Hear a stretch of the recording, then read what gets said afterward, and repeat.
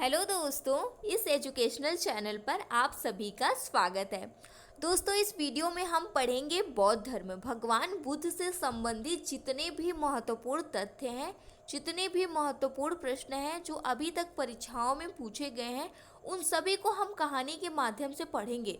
दोस्तों, कहानी के माध्यम से पढ़ने का ये फ़ायदा होगा कि जो भी जानकारी होगी वो आपके दिमाग में स्टोर हो जाएगी। तो आप इस वीडियो को पूरा देखिएगा। गौतम बुद्ध से, भगवान बुद्ध से संबंधित एक भी तथ्य इससे बाहर नहीं जाएगा, एक भी प्रश्न इसके बाहर नहीं पूछा जाएगा। तो चलिए स्टार्ट करते हैं। गौतम बुद्ध यानी कि बौद्ध धर्म के संस्थापक। दोस्तों, घटना है 563 ईस्वी पूर्व की। 563 ईस्वी पूर्व में 16 महाजनपद हुआ करते थे और 10 गणराज्य। गणराज्य जिसमें एक गणराज्य था शाक्य वंश, जिसके राजा थे सुद्धोधन। सुद्धोधन राजा का विवाह हुआ था कोल्य वंश की राजकुमारी महामाया के साथ। दोस्तों, इनके विवाह के बाद इनका एक पुत्र हुआ जिसका नाम था सिद्धार्थ। इनका नाम था सिद्धार्थ। सिद्धार्थ का अन्य नाम था शाक्य मुनि। क्योंकि ये शाक्य वंश से संबंधित थे इसीलिए इनको शाक्य मुनि कहा गया। इनको शाक्य सिंह कहा गया, इनको तथागत कहा गया। ज्ञान प्राप्ति के बाद इनको तथागत कहा गया। इन्हें एशिया का ज्योतिपुंज भी कहा गया, यानी कि लाइट ऑफ एशिया भी इनको कहा गया। और इनका जो एक और नाम है वो है देशबल। दोस्तों, इतना नाम इनके पुत्र का था।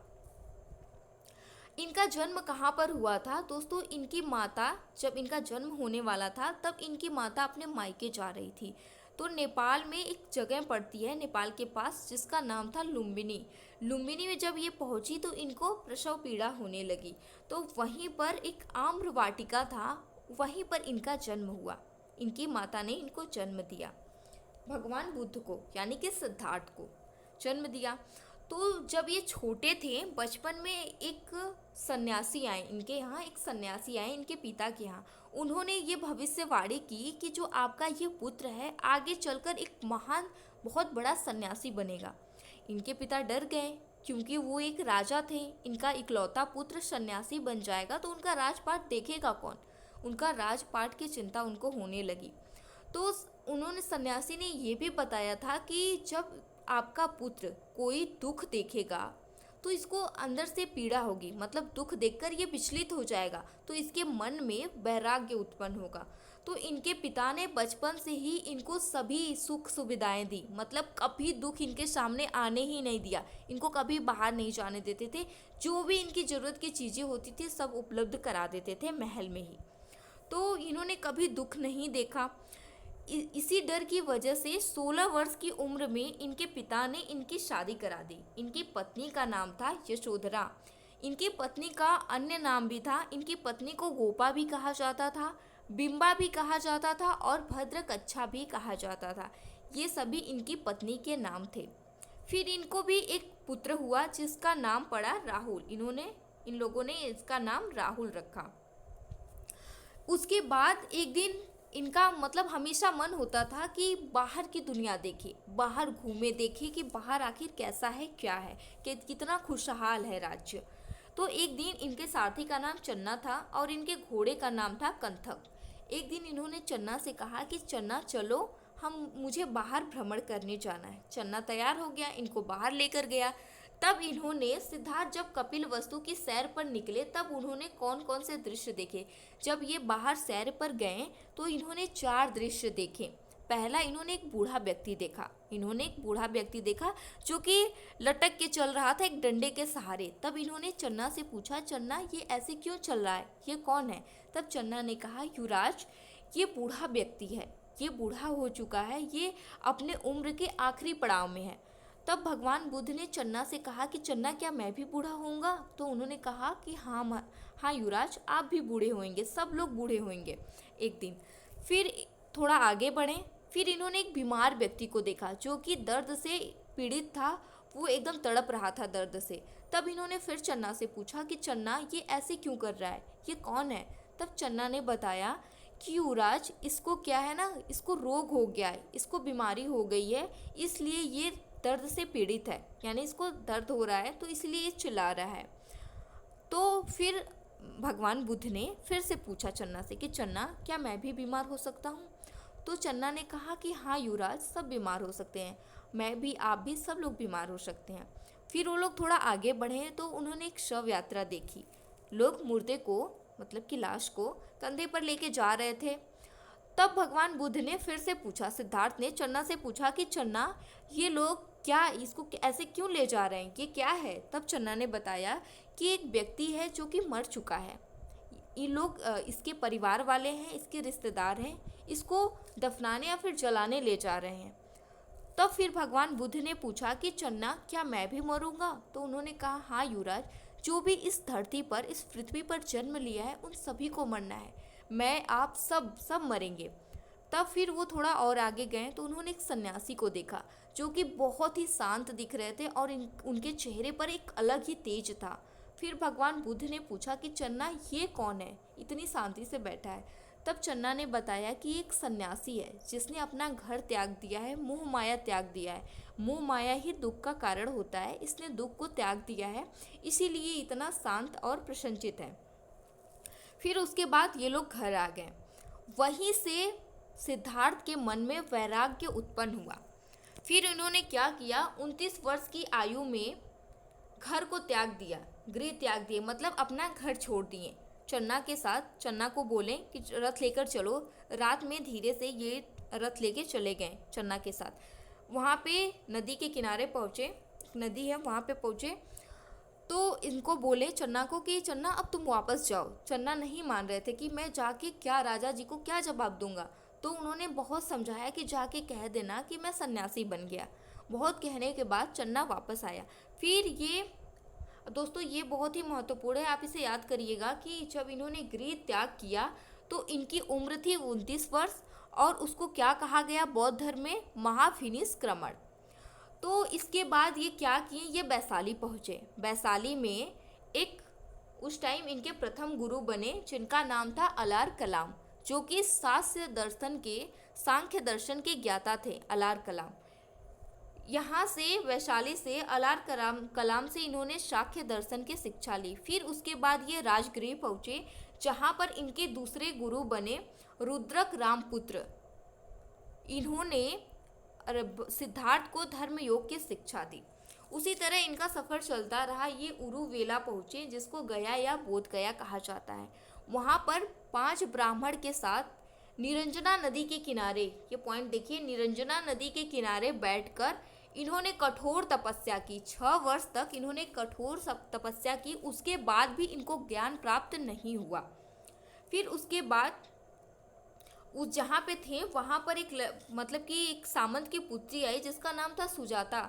उसके हाथ से प्रसाद खाएं तब ये जो है ये मध्यम मार्ग से प्रेरित हुए। दोस्तों, मध्यम मार्ग क्या होता है, जिसमें ना कि बहुत अधिक तपस्या करने की ज़रूरत होती है, कठोर, ना ही बहुत कम, यानी कि मध्यम, यानी एक मिडल में रहना होता है। तो इन्होंने वहाँ से मध्यम मार्ग चूज कर, मतलब मध्यम मार्ग को चुना। फिर सुजाता के हाथों से प्रसाद खाकर गया में पीपल वृक्ष के नीचे साधना करने लगे। यही वृक्ष बोधि वृक्ष कहलाया। मध्यम मार्ग के बाद उनको ज्ञान की प्राप्ति हुई। मध्यम मार्ग अपनाने के बाद फिर इनको बैसाख पूर्णिमा की रात को ज्ञान की प्राप्ति हुई। दोस्तों, जो बैसाख पूर्णिमा है ये बौद्ध धर्म में बहुत ही महत्वपूर्ण है, क्योंकि इनका जन्म, गौतम बुद्ध का जन्म भी बैसाख पूर्णिमा को हुआ था, इनकी मृत्यु भी बैसाख पूर्णिमा को हुई और इनको ज्ञान भी बैसाख पूर्णिमा को ही प्राप्त हुआ था। तो दोस्तों, एक बार हम रिवाइज कर लेते हैं कि कहीं हमारा कुछ छूट न जाए, फिर उसके बाद हम आगे बढ़ेंगे। संस्थापक हैं बौद्ध धर्म के गौतम बुद्ध। इनको लाइट ऑफ एशिया कहा जाता है। इनका बचपन का नाम था सिद्धार्थ। यहाँ से देखिए ये छूट रहा था। इनका गोत्र क्या था, इनका गोत्र था, दोस्तों इनका गोत्र था गौतम, क्योंकि इनकी जो सौतेली माँ थी वो थी प्रजापति गौतमी। इनका जन्म हुआ था 563 ईस्वी पूर्व कपिलवस्तु लुम्बिनी नेपाल में। बौद्ध धर्म के बौद्ध गौतम बुद्ध के अन्य नाम शाक्य मुनि, शाक्य सिंह, तथागत, एशिया का ज्योतिपुंज, देशवल, ये सब इनके नाम थे और इनका जन्म हुआ था लुम्बिनी में। वहीं इनके पिता शुद्धोदन, माता महामाया, इनकी जो दूसरी माता थी प्रजापति गौतमी, इनकी पत्नी यशोधरा, राहुल इनका पुत्र, 16 वर्ष की उम्र में इनका विवाह हुआ। सारथी चन्ना, कंथक घोड़ा। और इन्होंने 4 दृश्य देखे, वृद्ध व्यक्ति, बीमार व्यक्ति, शव, सन्यासी।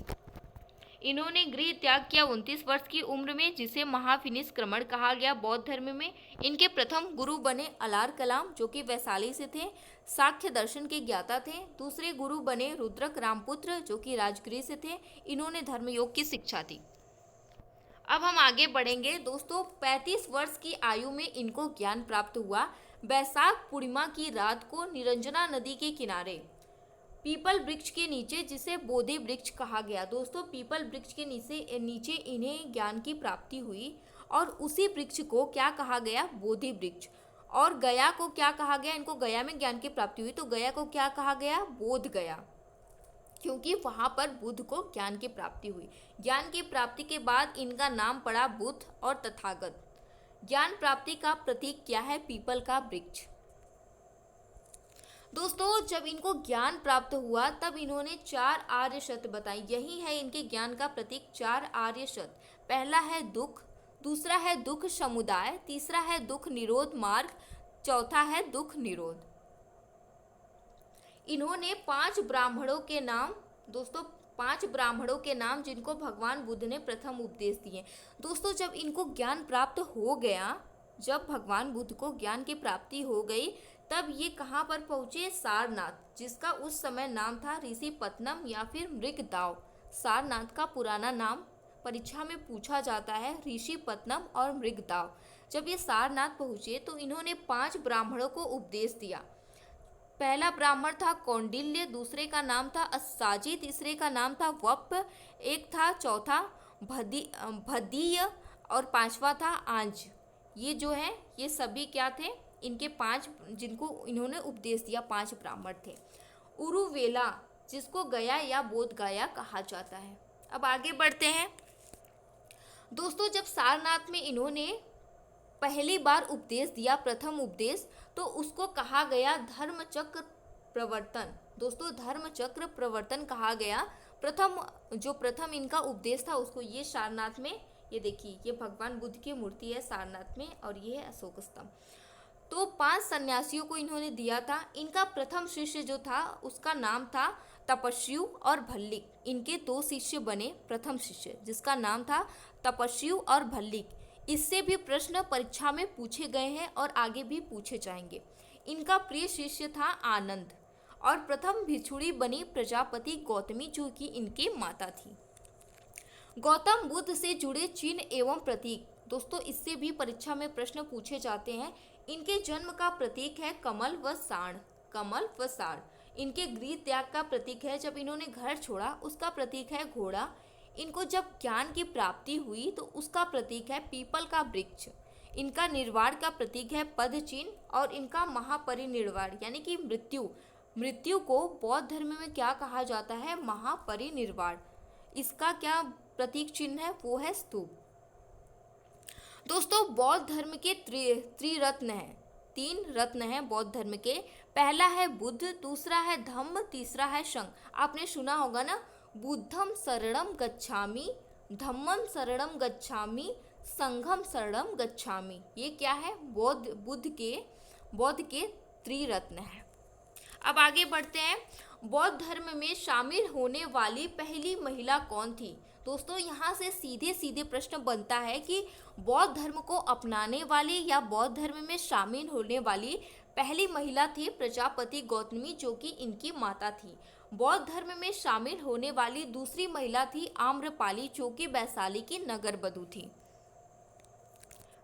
राजगृह में मगध के नरेश बिंबिसार, सम्राट बिंबिसार ने वेणुवन दान में दिया था। किनको? भगवान बुद्ध को।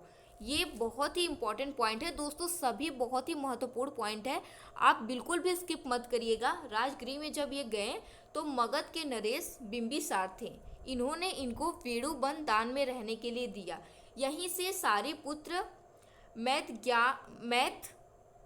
मौदग्लायन, नाम भी बड़ा टेढ़ा है, उपाली इनके शिष्य बने, मतलब इनके शिष्य बने। लिच्छवियों ने वैशाली में कुंडशाला कुटाग्रशाला। दोस्तों लिच्छवियों ने वैशाली में, बिंबिसार ने राजगिरी में क्या दिया था, वेणुवन, और लिच्छवियों ने वैशाली में इनको कुटाग्रशाला निर्माण कराया इनको रहने के लिए। पहली बार आनंद के कहने पर महिलाओं को संघ में प्रवेश दिया। दोस्तों जब ये अपने वहाँ पहुँचे, जहाँ से मतलब अपने घर पहुँचे थे जब ज्ञान प्राप्ति के बाद, तब इनका एक जो इनकी माता थी प्रजापति गौतमी, उनके भी एक पुत्र थे जिनका नाम था नंद। जब ये पहुँचे तब उनके राज सिंहासन मतलब उनको राजा बनाने की तैयारी हो रही थी, लेकिन ये पहुंचकर उनको उपदेश देकर उनको भी शामिल करके अपने दल में उनको विछुड़ी बना दिए। मतलब उनका जो दूसरा भाई था उसको विछुड़ी बना दिए।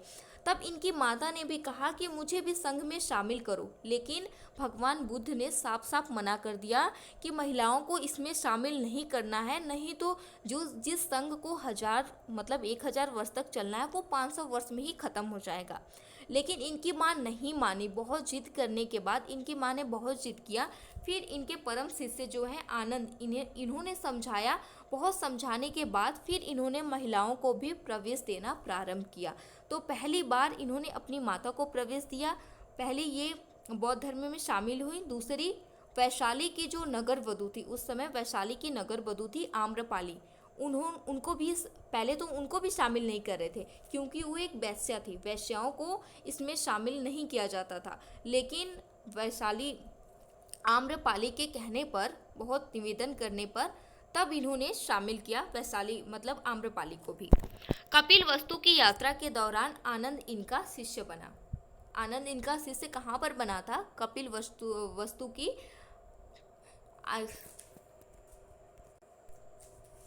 दोस्तों कपिल वस्तु की यात्रा के दौरान। अब अगला देखते हैं। अनाथ पिंडक नाम का एक व्यापारी था श्रावस्ती में। अनाथ पिंडक नाम का एक व्यापारी था श्रावस्ती में। उसने इनको जेतवन विहार में दिया, जेतवन विहार दान में दिया। दोस्तों तीनों पॉइंट आप ध्यान रखिएगा कि बिंबिसार ने क्या दिया था, वेणुवन। लिच्छवियों ने क्या दिया था, कुटाग्रशाला। वहीं पे ये जो अनाथ पिंडक है श्रावस्ती का, इसने क्या दिया था, जेतवन विहार दान में इनको दिया था रहने के लिए। बुद्ध के हम उम्र के राजा कौन थे, ये भी प्रश्न पूछा जाता है कि बुद्ध धर्म के मतलब कि बौद्ध धर्म में बुद्ध के हम उम्र के राजा कौन थे, जो कि उनके उम्र के समान थे। तो उस राजा का नाम था प्रसेनजीत। बौद्धों की रामायण किस ग्रंथ को कहा जाता है, तो दोस्तों बुद्ध चरित्र को कहा जाता है बौद्धों का रामायण। बौद्ध शिक्षा की केंद्र कहाँ था, बौद्ध शिक्षा का केंद्र उस समय था तक्षशिला नहीं दोस्तों, विक्रमशिला था।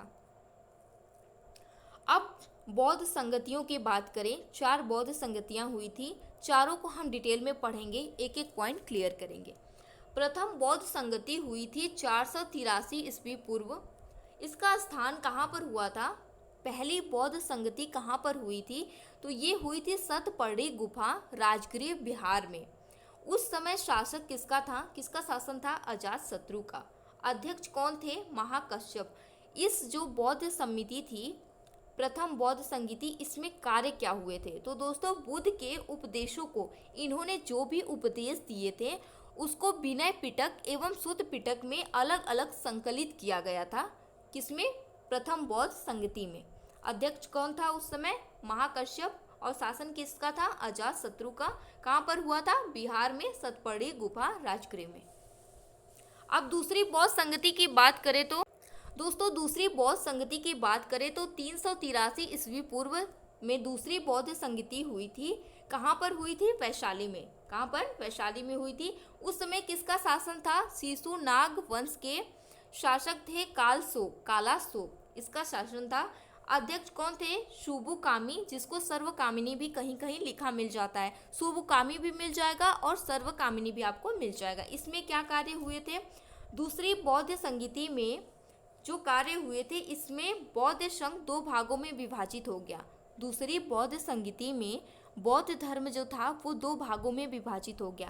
पहला था स्थापित, जिसको हीनयान कहते हैं, जिसको हीनयान के लोग मानते थे। दूसरा था महासांघिक, जिसको महायान के लोग मानते थे। दोस्तों तीसरी बौद्ध संगीति हुई 250 से 251, मतलब कहीं कहीं 250 भी दिया होता है, कहीं कहीं 251 भी दिया होता है। तो उस समय ये तीसरी बौद्ध संगीति हुई कहाँ पर हुई थी? स्थान था पाटलिपुत्र में।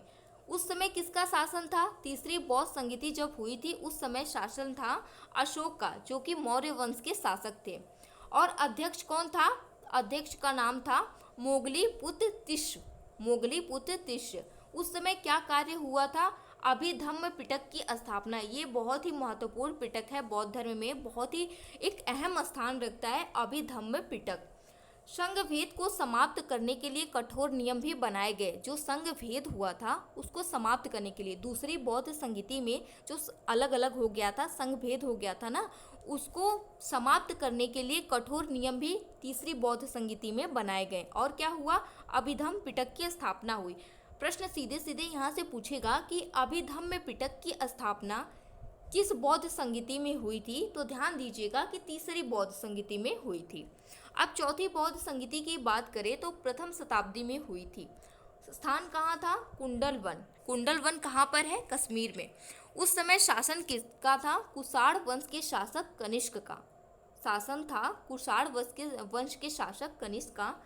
उस समय अध्यक्ष कौन थे? वसुमित्र। और उपाध्यक्ष थे अश्वघोष।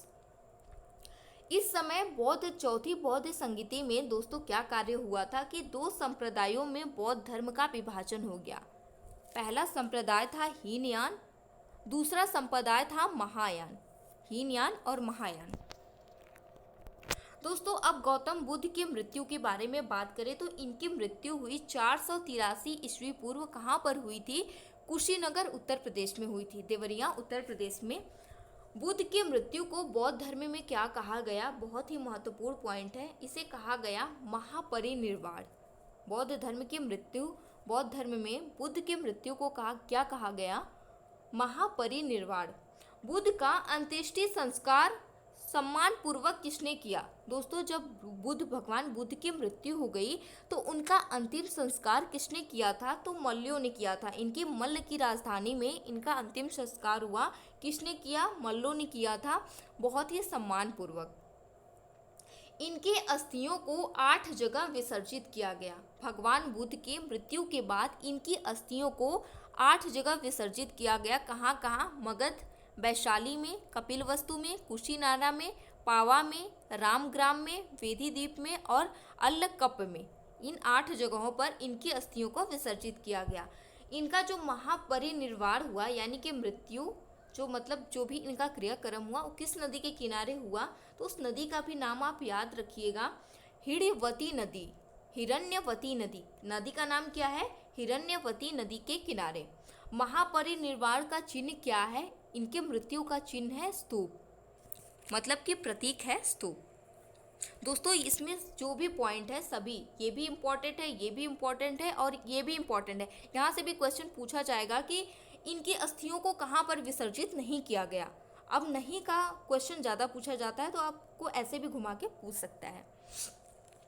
अब अगला है कि ज्ञान प्राप्ति के 20वें वर्ष में, जब इनको ज्ञान प्राप्ति हुआ उसके 20वें वर्ष में जब ये श्रावस्ती गए तो श्रावस्ती के जंगलों में उस समय डाकू अंगुलीमाल का, जो कि लोगों की उंगलियां काटकर गले में धारण करता था, उसका आतंक फैला हुआ था। जब ये डाकू अंगुलीमाल के पास गए तब इन्होंने उसे अपना शिष्य बनाया।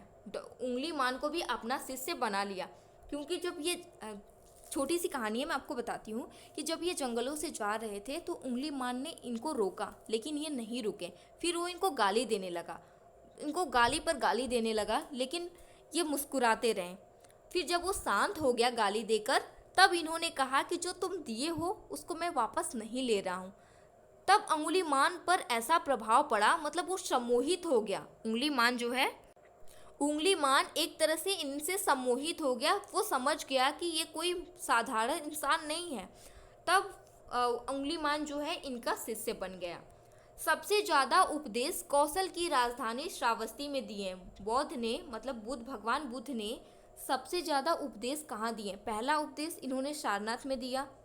सबसे ज़्यादा उपदेश कहाँ दिया? तो कौशल की राजधानी श्रावस्ती में इनका अंतिम उपदेश, इन्होंने अंतिम उपदेश कहाँ दिया था, ये भी बहुत इंपॉर्टेंट है। इन्होंने अंतिम उपदेश दिया था कुशीनगर में। किसको दिया था? सुभद्दू को। ये भी याद रखिएगा आप, सुभद्दू को इन्होंने अपना अंतिम उपदेश दिया। उपदेश का केंद्र क्या था? मगध। उपदेश का केंद्र था मगध।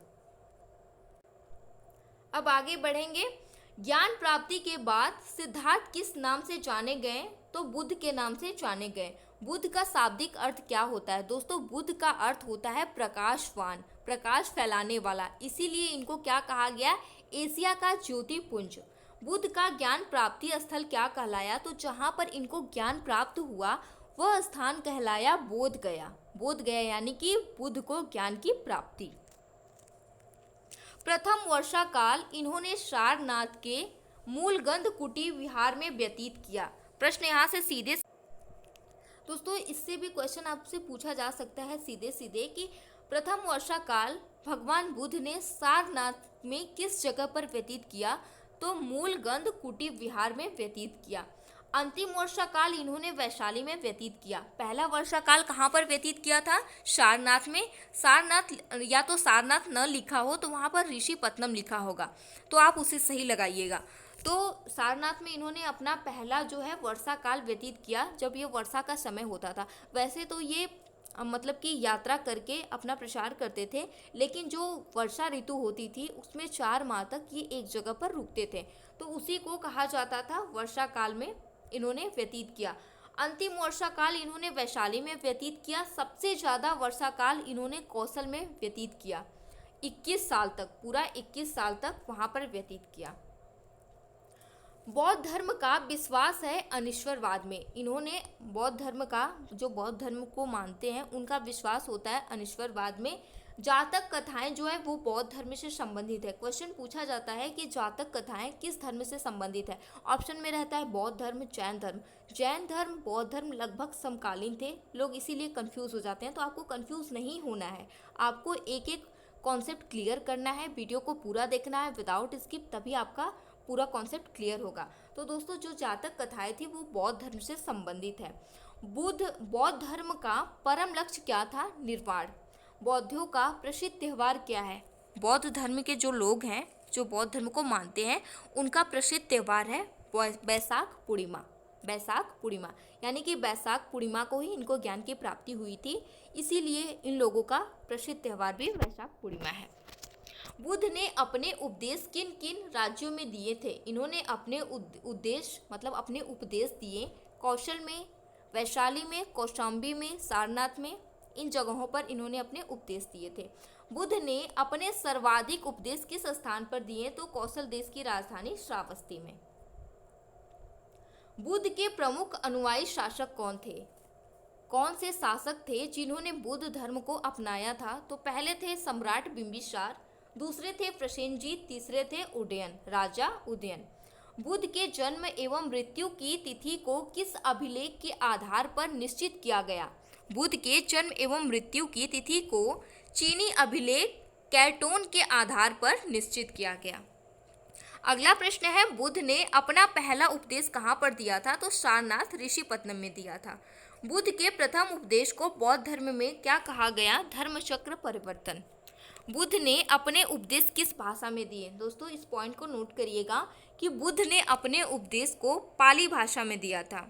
बौद्ध ग्रंथ त्रिपिटक की रचना किस भाषा में की गई? बौद्ध का एक प्रसिद्ध ग्रंथ है जिसका नाम है त्रिपिटक। इसकी जो भाषा थी वो थी पाली भाषा। अगला प्रश्न है, बुद्ध की प्रथम मूर्ति किस कला के अंतर्गत बनी थी? दोस्तों, बुद्ध की प्रथम मूर्ति जो बनी थी वो मथुरा कला के अंतर्गत बनी थी।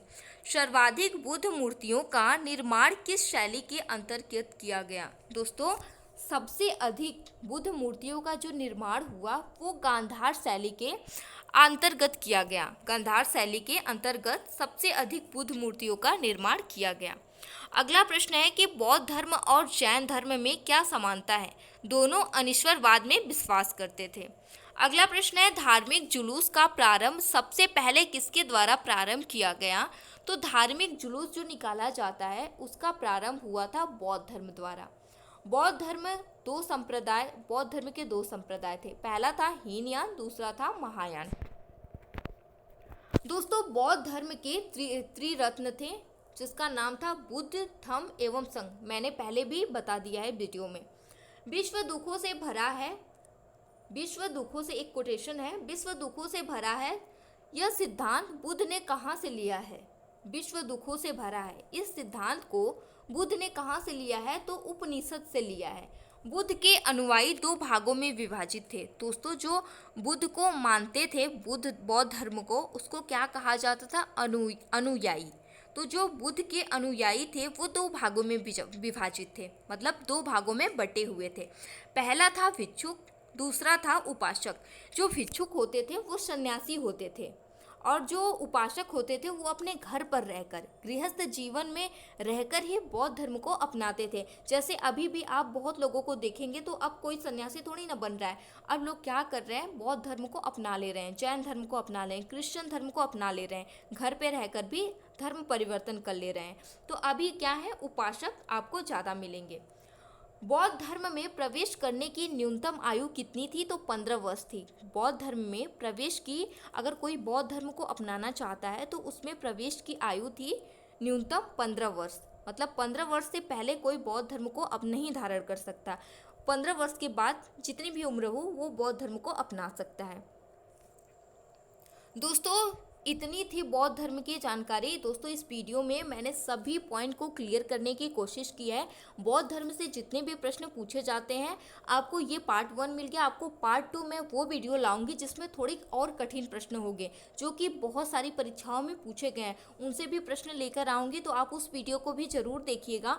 आप इन दोनों वीडियो को देख लेंगे तो बौद्ध धर्म से एक भी प्रश्न इसके बाहर नहीं जाएगा। ये मेरी 200% गारंटी आप लिख के रख लीजिए, ये मेरी गारंटी है, क्योंकि मैंने छोटे से छोटे इंपॉर्टेंट पॉइंट को भी कवर करने की कोशिश की है। जो भी एक दो छूट गया है वो मैं आगे जो वीडियो अपलोड होगा उसमें मैं दे दूंगी। दोस्तों अगर आप लोगों को मेरी मेहनत पसंद आ रही है तो मुझे लाइक करके मोटिवेट करिएगा। कमेंट बॉक्स में बताइएगा कि आपको वीडियो कैसा लग रहा है, मेरे द्वारा पढ़ाए जाने, मतलब कि सॉरी दोस्तों, बोलते बोलते थोड़ा थक गई ना।